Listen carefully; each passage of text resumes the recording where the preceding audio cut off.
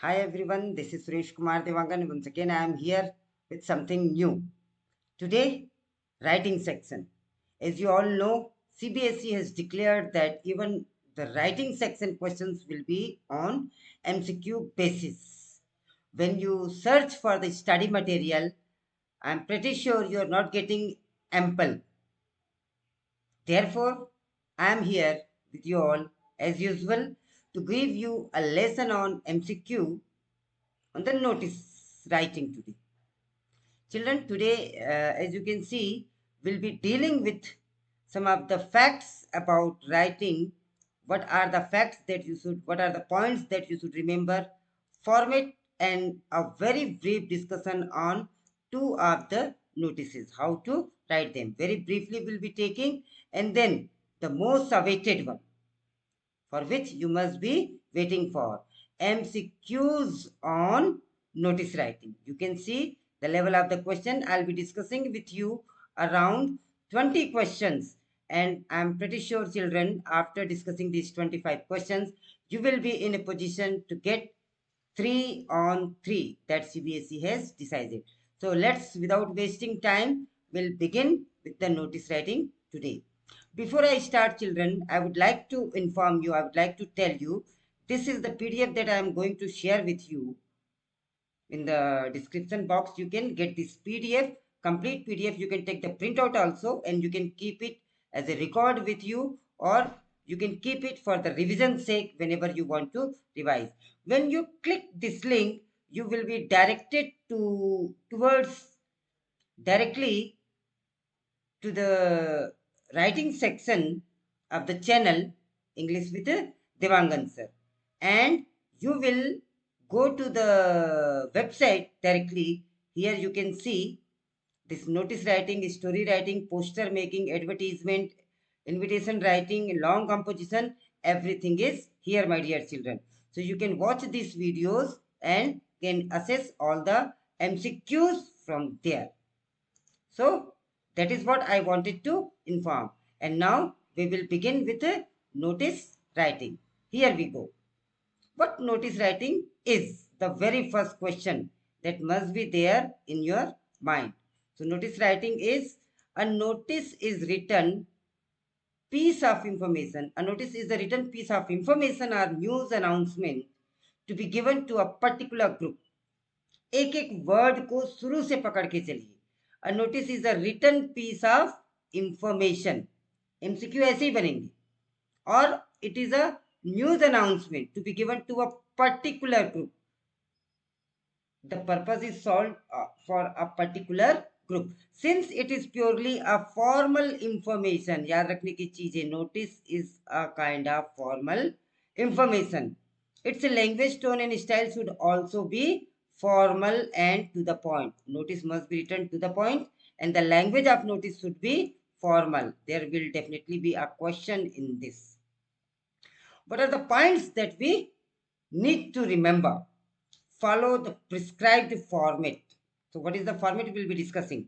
Only ये word only को हटा दीजिए यहाँ पे. You can say passive voice should be used as far as possible. In maximum sentences you should try to use passive voice. Use short and simple sentences. पूरा elaborate करने की जरूरत नहीं है. Do not address anyone. हाँ, ये सबसे बड़ी गलती है.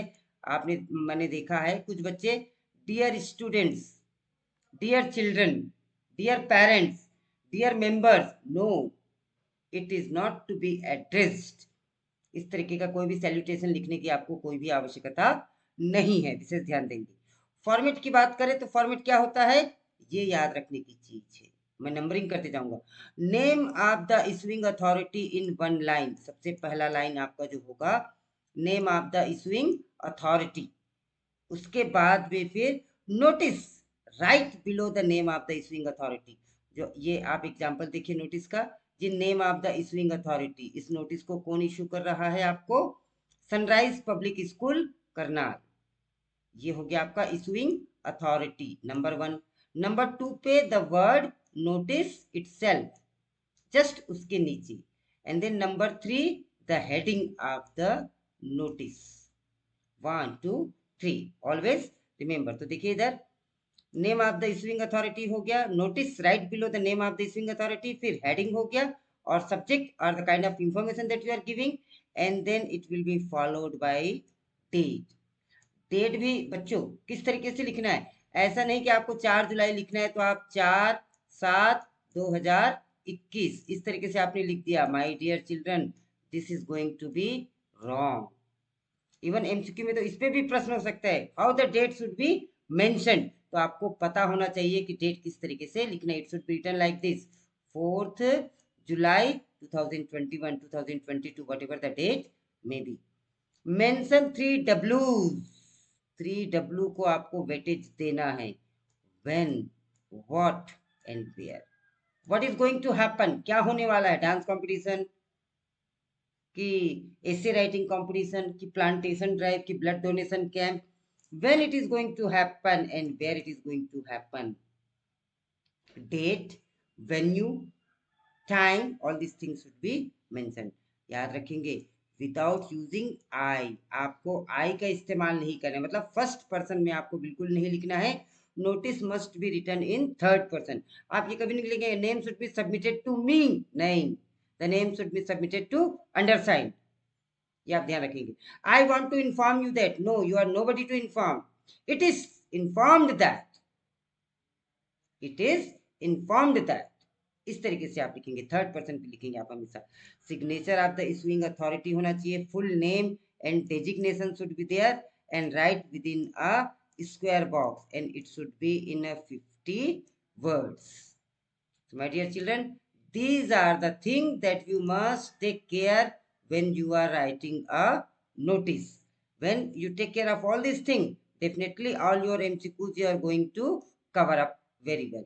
चलिए एक एग्जाम्पल देखते हैं। यहाँ पे आपको क्वेश्चन दिया हुआ है, उस क्वेश्चन को पहले हम पढ़ लेते हैं। What the question is, you are Vrinda Tripathi, president of literary club. बहुत ज्यादा इंफॉर्मेशन नहीं दिया गया है, लेकिन जितना इंफॉर्मेशन दिया गया पर्याप्त है। यू आर वृंदा त्रिपाठी, आपका नाम दिया गया, प्रेसिडेंट, आप कहाँ के प्रेसिडेंट, ये आपका डेजिग्नेशन हो गया, कहाँ के प्रेसिडेंट है आप, लिटरेरी क्लब के। Draft a notice for your school notice board giving details and inviting students for a literature quiz to be held in your school auditorium. अब बाकी डिटेल आपको खुद को इन्वेंट करना है। तो देखिए नंबर 1 पे आपने लिख दिया name of the issuing authority, दूसरे नंबर पे आपने वर्ड नोटिस लिख दिया, तीसरे नंबर पे आपने हेडिंग दे दिया, चौथे नंबर पे आपने डेट लिख दिया। अब आपकी सारी डिटेल आ गई नोटिस की। उसके बाद में आपने अपना नाम लिख दिया और फिर आपने डेजिग्नेशन लिख दिया। दैट्स ऑल, ये आपका नोटिस हो गया। नोटिस के अंदर क्या है देखिए जरा, the literary club is going to organise, ऐसा नहीं है कि I am the president I am going to organise, no, I should not be used, I का उपयोग नहीं करना है।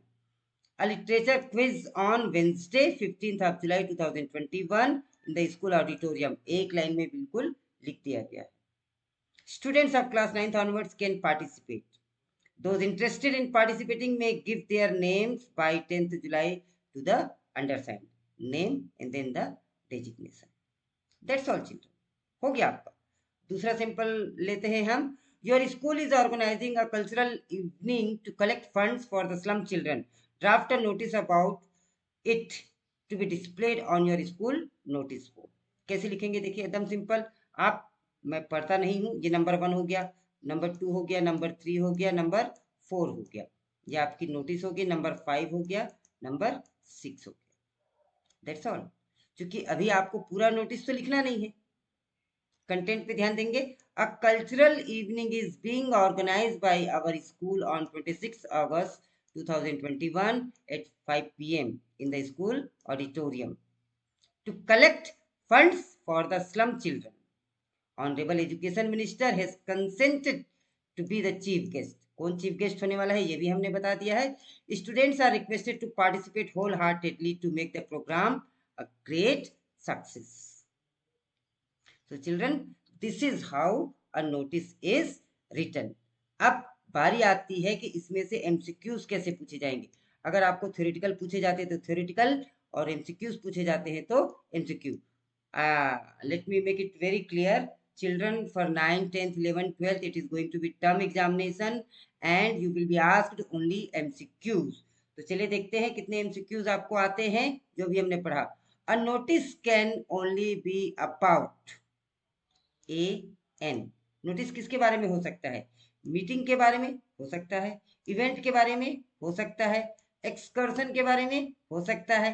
तो नेचुरली आपका आंसर क्या होने वाला है? All of these. Very good. Question number 2 की ओर बढ़ते हैं। A written or printed news announcement or information is called. अभी अभी मैंने बताया था आपको एक्सप्लेन करते समय कि न्यूज अनाउंसमेंट है या इंफॉर्मेशन, इसे हम क्या कहते हैं? It is of course a notice. Your answer is a notice. Question number 3 की ओर बढ़ते हैं। Dash is an effective means of disseminating information related to different issues or occasions. So what is an effective means? So notice is an effective means. तो आपका फिर से answer हो गया, answer B notice. Question number 4 की ओर बढ़ते हैं। Which of these point need not be mentioned in a notice.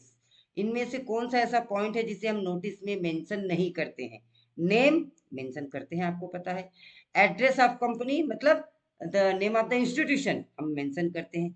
As, और देखते हैं आगे क्या है, डेट। डेट तो हम मेंशन करते हैं, मतलब एज किसकी as?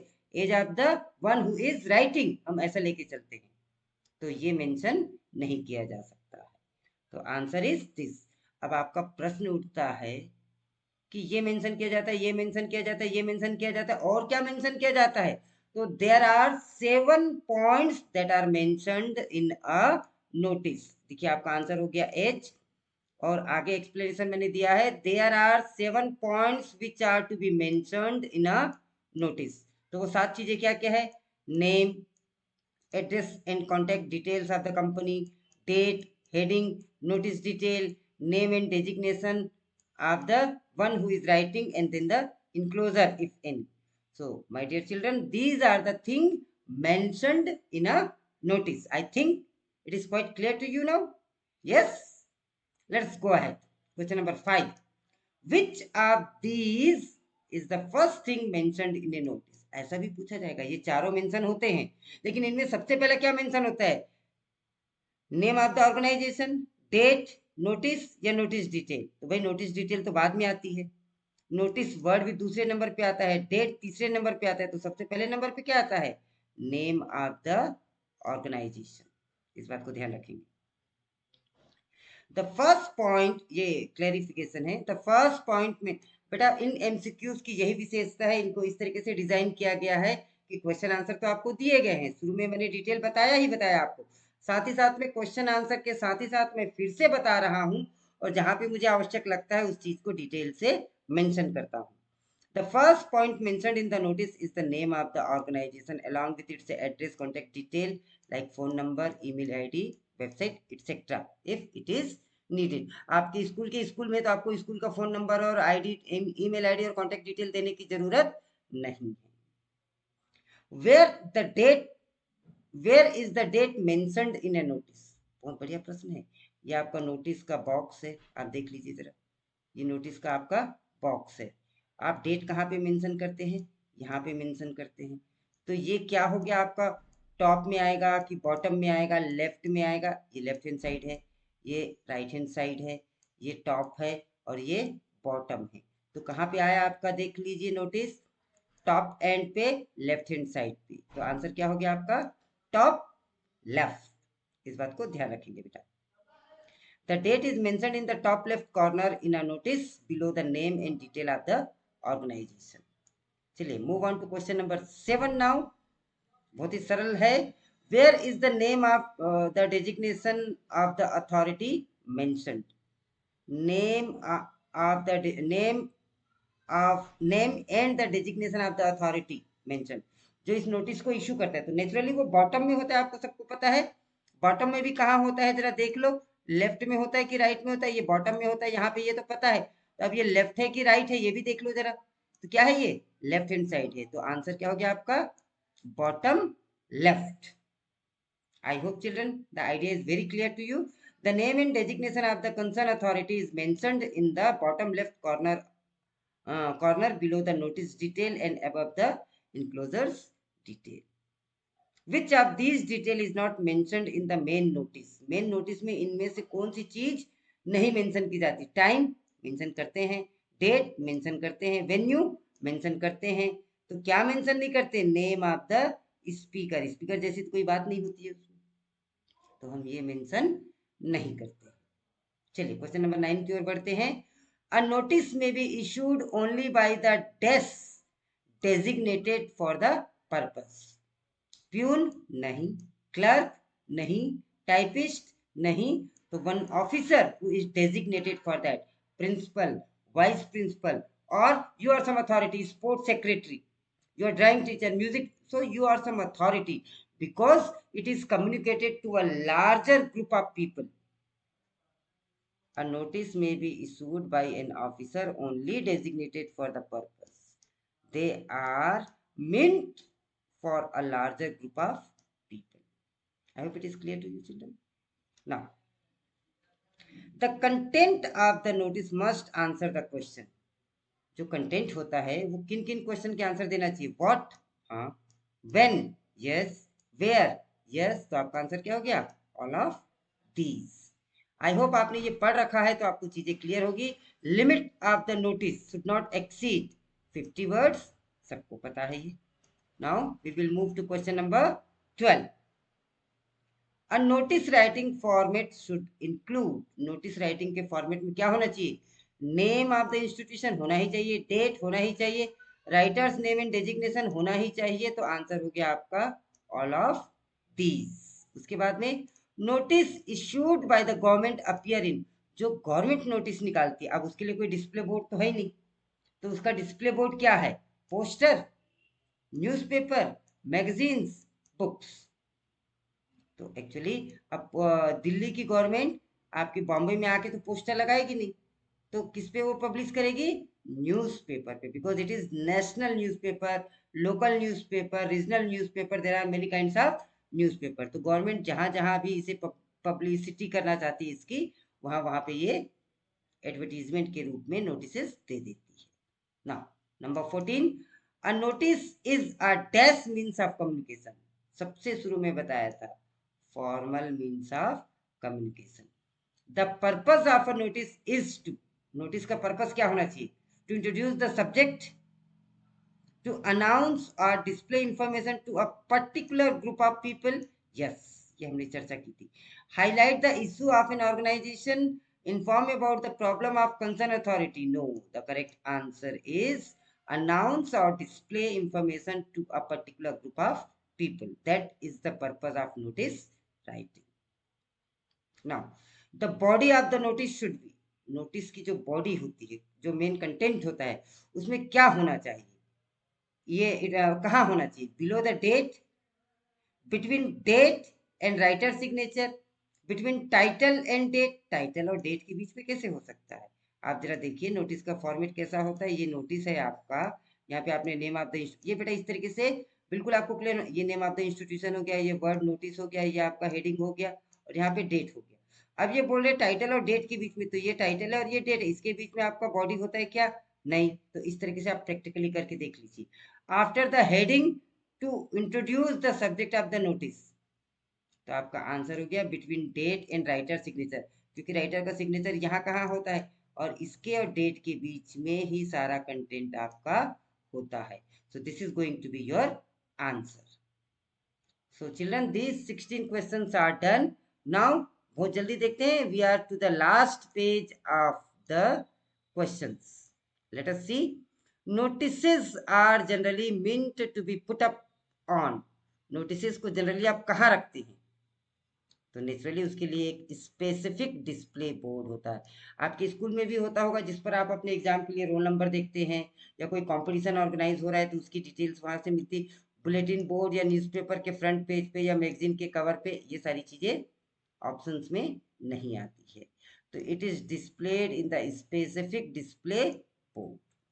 Which of the following are characteristics of a notice, इनमें से कौन सी कैरेक्टरिस्टिक्स नोटिस की है? ये आपको पढ़ना है और समझना है। It is written in a simple and formal language, correct बात है। इट इज ऑलवेज ब्रीफ, ये भी बिल्कुल सही बात है। It is written to the point, ये भी बिल्कुल सही बात है। तो आपका आंसर हो गया all of these. Question number 19.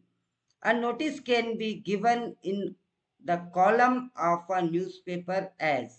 Notice को हम कौन से कॉलम ऑफ न्यूज़पेपर पे किस तरीके से दे सकते हैं, किस रूप में दे सकते हैं, उसे एडवर्टीजमेंट के रूप में दे सकते हैं. A notice should be written in, ये बताया था, आप याद कीजिए जरा. I want to inform you कभी नहीं लिखेंगे, तो कैसे लिखेंगे? It is inform. It means third person में लिखते हैं बच्चों. तो ये हो गए आपके 20 question.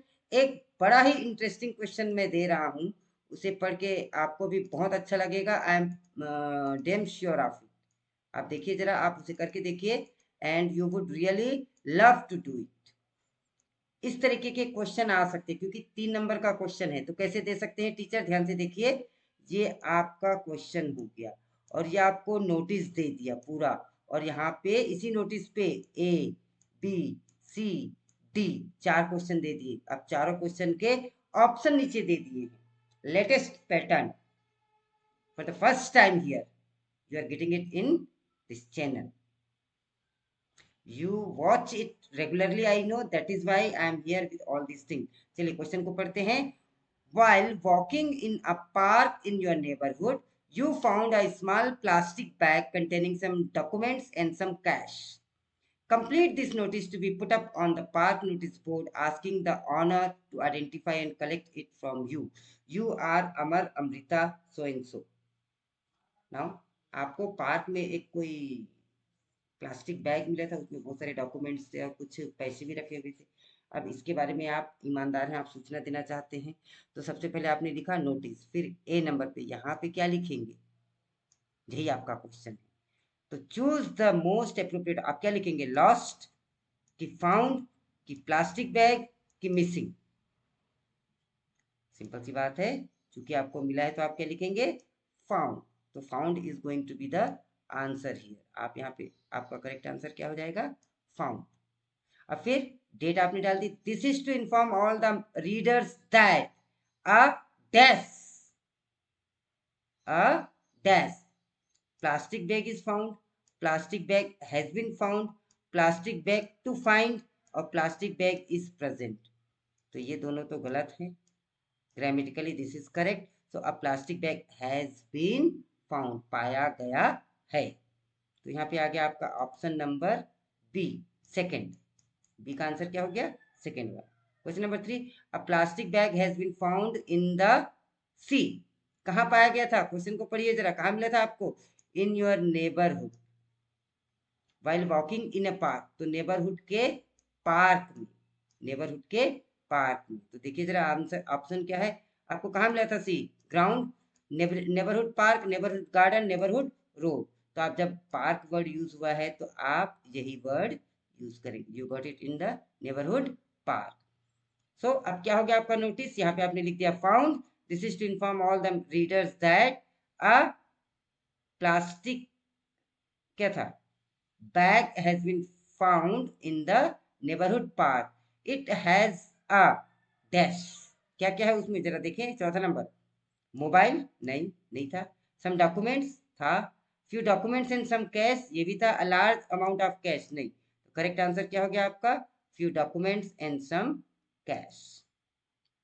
So children, I hope this is what I wanted to inform. This is how you can complete your writing section by doing this exercise. Thank you for watching it and do subscribe the channel and comment. Write your views so that I can come up with the rest of the topics like advertisement, formal writing, diary entries, poster making, articles and other writing section. Thank you. Have a nice day. See you again.